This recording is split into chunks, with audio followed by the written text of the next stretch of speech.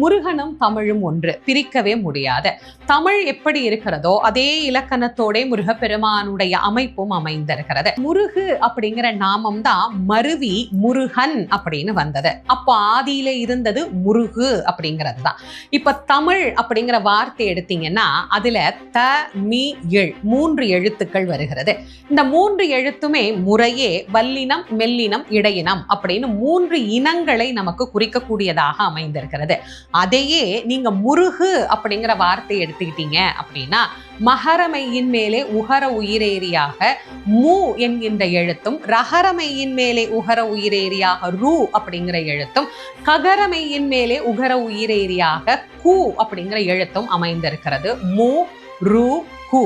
முருகு முருகு முருகு என யார் ஒருவர் உருகுகிறார்களோ அவர்களிடத்திலே கண்முன்னே தோன்றி காட்சி தரக்கூடியவராம் முருகப்பெருமான்.